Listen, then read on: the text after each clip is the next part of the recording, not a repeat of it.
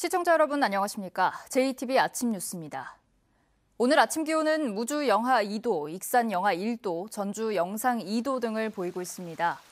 아침부터 오후 사이에는 5mm 안팎의 비가 내리거나 1cm가량의 눈이 오겠습니다. 한낮 기온은 어제보다 6도가량 낮은 3도에서 6도에 머물겠습니다. 서해안을 중심으로 바람이 강하게 불어 체감 온도는 더 떨어지겠습니다. 내일까지 다소 쌀쌀하겠고 일요일에는 다시 한 차례 비 소식이 있습니다. 장전마을 집단 암 사태에서 보듯 환경 피해는 재앙으로 이어질 수 있습니다. 그런데 환경 규제는 느슨하기만 해서 주민들의 불안감만 커지고 있습니다. 김철 기자입니다. 전주시 팔복동의 폐기물 발전소 가동을 반대하는 주민들이 지난해 10월 촛불 집회를 열었습니다. 전주시가 주민 동의도 구하지 않은 채 발전소 허가를 내줘 화를 불렀습니다. 여기 사는 주민으로서는 참 속상하죠. 안타깝고.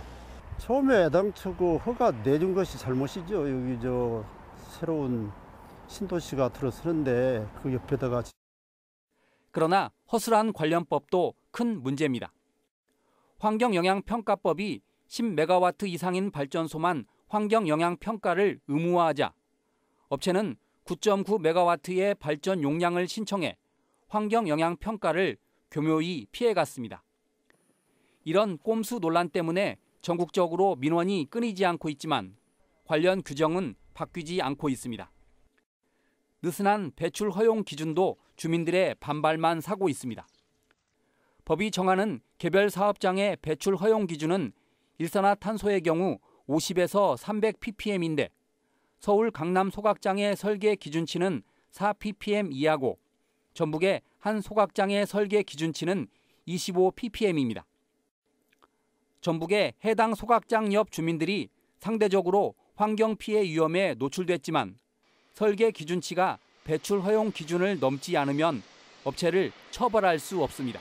시민들의 환경 보건 의식을 전혀 따라잡지 못하는, 그리고 저감 기술을 반영하지 못하는 법적 기준이다. 이러다 보니까 늘 시민들이 그 대기오염 물질 배출에 문제 제기를 하더라도 이건 법적인 기준치 이내이기 때문에 문제가 없다라는 식의 답변이 나올 수밖에 없거든요.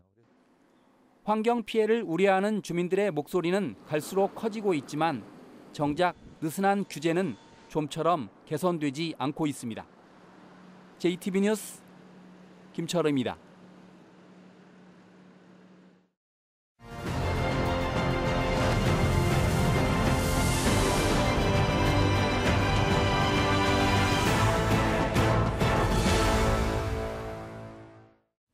올 한 해를 되돌아보는 순서, 전주시의 현안인 종합경기장과 옛 대한방직 부지 개발에 대해 살펴봅니다. 올해 전주시는 종합경기장 개발에 시동을 걸었고 대한방직 부지 개발에 대한 논의도 준비하고 있는데요. 전주시가 개발에 나서면서 반발도 커지고 있는 상황입니다. 보도에 송창용 기자입니다. 지난 4월 김승수 전주시장이 전주 종합경기장 부지를 다시 롯데와 손잡고 개발하겠다고 발표했습니다. 종합경기장 일대 토지 소유권을 넘기지 않고 판매시설 부지에 한해 장기 임대 방식으로 부지 전체를 시민에게 돌려주겠다는 4년 전 자신의 선거 공약을 뒤집고 시민 의견을 수렴하지 않고 전격적으로 발표해 비난이 이어졌습니다. 공개 입찰은 나오면 1,000억이 아니라 저희 중수장이나 판단으로는 7천억 이상 받습니다. 왜 시민의 땅을 헐값으로 넘깁니까? 하지만 전주시는 종합경기장 부지 개발 절차를 강행하고 있습니다. 개발 계획을 세우기 위해 지난달 용역에 착수했고 사업을 2023년까지 마무리할 계획입니다. 종합경기장 부지와 함께 전주의 노른자의 땅으로 불리는 옛 대한방직 부지도 개발 논란에 휩싸였습니다. 전주시가 개발 여부를 공론화하겠다며 내년도 예산 1억 8천만 원을 마련했기 때문입니다. 대한방직 부지는 종합경기장 부지와 달리 사기업 땅이기 때문에 공론화가 사기업을 위한 특혜이고 전주시의 책임 떠넘기기라는 비판이 제기되고 있습니다. 공론화위원회 결정이라는 이름을 빌어 마치 시민의 뜻인 양 모든 공을 도에 떠넘겨 도를 압박하는 수단으로 활용하는 결과를 초래할 것이라는 점을 종합경기장과 옛 대한방직 부지의 개발은 찬반의 입장차가 큰 사안이어서 새해에도 논란과 갈등이 이어질 전망입니다. JTB 뉴스 송창용입니다. 내년에 출산하는 군산 지역의 임산부들은 친환경 농산물을 선물받게 됩니다. 무주군이 고령 운전자의 운전면허 자진 반납을 유도하기 위해 교육 참여자에 대한 보상을 강화합니다. 하원우 기자입니다. 군산시가 내년부터 임산부들에게 친환경 농산물 꾸러미를 제공합니다. 지원 대상은 내년 1월 이후 출산한 군산 거주 산모 또는 임신부로 지원 금액의 20%인 9만 6천 원만 부담하면 최대 1년간 48만 원 상당의 친환경 농산물 꾸러미를 받을 수 있습니다. 우리 지역에서 생산한 친환경 농산물을 공급함으로써 임산부와 신생아의 건강을 챙기고 고령 운전자의 운전면허 자진 반납을 유도하기 위해 무주군이 교육 참여자에게 지급하는 상품권을 3만 원에서 5만 원으로 올리기로 했습니다. 지난달 말 기준으로 무주군에서 운전면허를 자진 반납한 고령 운전자는 26명이며 무주군은 매월 한 차례씩 운전면허 자진 반납을 위한 컨설팅을 진행하고 있습니다. 최근 고령 운전자의 교통사고 발생률이 증가하고 있어서 사고 예방과 더불어 운전면허 자진 반납을 유도하기 위해 올해 마지막 천문 현상인 부분일식을 맞아 남원 항공우주천문대에서 오늘 공개 관측 행사가 열립니다.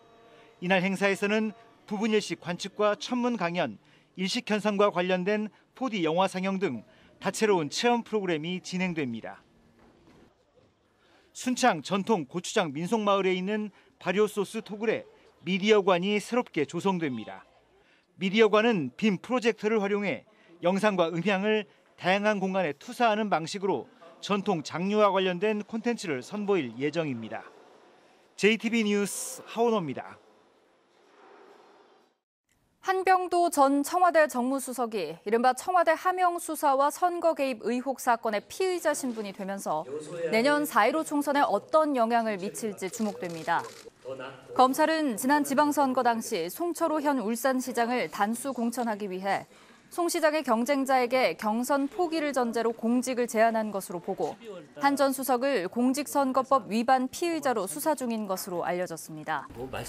한병도 전 수석은 익산 을 선거구에 민주당 예비 후보로 등록하고 총선 출마를 준비하고 있어 검찰 수사가 길어질 경우 선거 구도에 큰 변수가 될 전망입니다.